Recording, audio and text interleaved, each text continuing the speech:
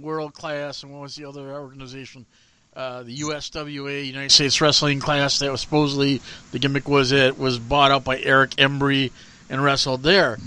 Basically, the whole thing there is basically Daddy got him the position. Daddy got him in. Daddy got him this. And that's what the other wrestlers didn't want, is they didn't want some fair-haired daddy's boy to come in and basically steal their thunder when he didn't pay his blood, sweat, and dues as the rest of the talent that's in the locker room. So there was always this little, how can I say, abrasiveness, because they thought everything was getting handed to Jeff Jarrett. And as he progressed in his career, it just seemed like he's more arrogant than need be, and started feuds that didn't have to be started in the locker room. But, if that's how you do business, then so be it. I just want to set it up, Bruce. Mark, as you can tell, is not a fan of Jeff Jarrett. He has had I kind of noticed that. Yeah, we've had many a rant on this show where there's been many a rant that will definitely say Jeff Jarrett will never do this podcast because of stuff Mark has said. Well, I apologize. I put out the olive branch. That'll never happen. And, I told him, I put it out there. Anytime you want to come and talk and say your piece, you're more than welcome. I'm not going to stop you from doing it. But in the same breath, you got to be 100. You got to tell the truth. You got to tell what's right instead of sugarcoating it to make you look like the good boy. So I'll throw it to Bruce. Bruce, Jeff Jarrett. Jarrett was the heir to being the king of Memphis. That's what he grew up to be, and that's what he thought he was going to be, and the world changed on him. I always thought a talented glue guy. You could put him in his prime in any place on the card, as long as you didn't leave him up at the top of the card for very long. Those guys are important, but he's also important historically because he changed the game. Figured out that instead of trying to get over with millions of wrestling fans, get over with a family of wrestling fans and get paid that way. And that's kind of what TNA was all about. It was all about proving that he was a top-level main eventer, and he wasn't. Millions of dollars were spent doing that. But if you understand Vince McMahon, if you understand WWE, this bringing him back in the Hall of Fame means that from now on, Jeff Jarrett, one of their competitors, where there was some bitter stuff, and a guy who got the better of McMahon in that China situation, who had him by the balls and yanked about the Intercontinental title, about losing, either you pay me or I'm not going to lose it to China, and So now he's back in the fold, and for the rest of his life, he's going to be saying nice things about the WWE, and it's a very interesting part of Vince McMahon's psychology. I mean, that's how he is. You look at Bret Hart, you look at the Warrior, you look at just about everybody. If they had a big fight, he's going to bring them back and say, I want to make money with you, but also you're going to kiss the ring. And this is a bigger ring than Cody Rhodes has. Wait a minute. Kiss the ring? I thought he was part of the Vince McMahon Kiss My Ass Club. That went out in 2001. Well, and here's something I want to throw same out to thing. Bruce. By the way, it's the same thing. But yeah. I want to throw something out, Bruce. I thought that Jeff Jarrett was better as a mid-carder than being on the top level. Absolutely. Yeah. And I know that this is what's best for business, quote unquote, but because of the situation with TNA down the road, do you think that's something that Vince would buy out, like a video library, to keep all these wrestlers, matches and memories still alive? If he can get it for the price he wants, sure. He's one of his major stars, AJ Styles, has a lot of footage there, but it's a matter of getting it for the price that he would want. I don't think it's all that big a deal to WWE. I mean, they didn't when it was up for sale, they didn't make a very substantive offer for it. And I think they'd want to get it on the cheap, and if that day comes, and it might, they'll do it. All right. Well, let's move on. We have our our yearly woman induction, and this year it's Ivory being inducted by Molly Holly. This is an interesting one. I like this one a lot. Mark, I'll let you start. Kind of rivals, if I remember the program, right? That makes sense. Remember, Trish and Lita inducted each other. Right. I remember that. But I know there's a sisterhood, and I've used that term of sisterhood, where the women come, where basically they kind of look out for one another. They kind of, keep things going, whether or not there's breaks or advantages for them, or looking into how to gain confidence and do better as far as your moves, or come up with other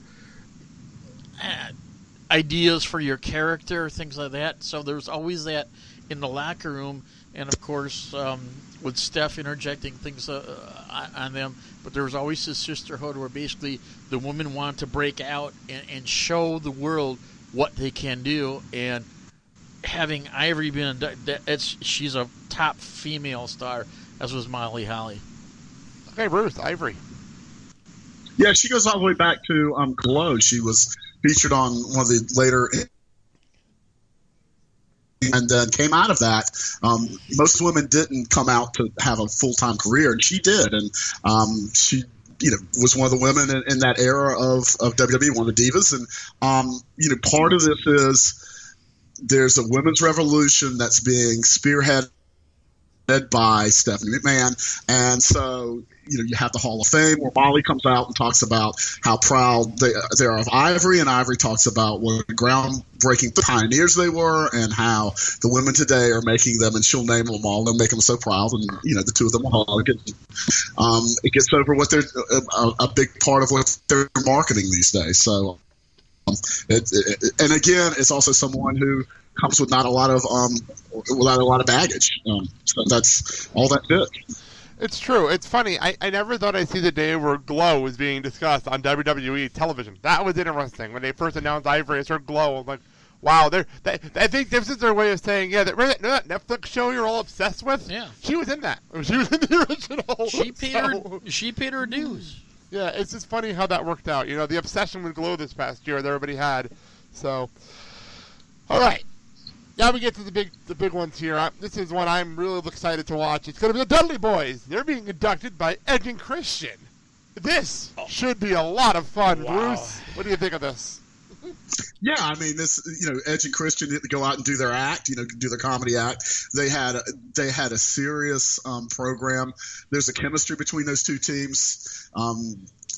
Back when they were wrestling there, and the Dudleys. They'll get to do their shtick back and forth, and the Dudleys were, a major tag team during the mid-card era of tag teams, particularly in WWE. So, and in WCW. So, and of course in ECW where they were almost, mid-card higher up. So, I think that'll be fun. I think that'll be good. They know each other's careers. They know each other.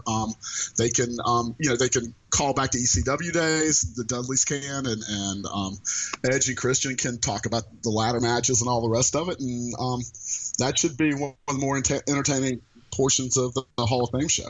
I'm going to throw this out there. Do you think this opens the Hall of Fame? Because it will liven up the crowd. It definitely keeps the crowd awake. This will be fun to wake up everybody up. This is going to open up the Hall of Fame.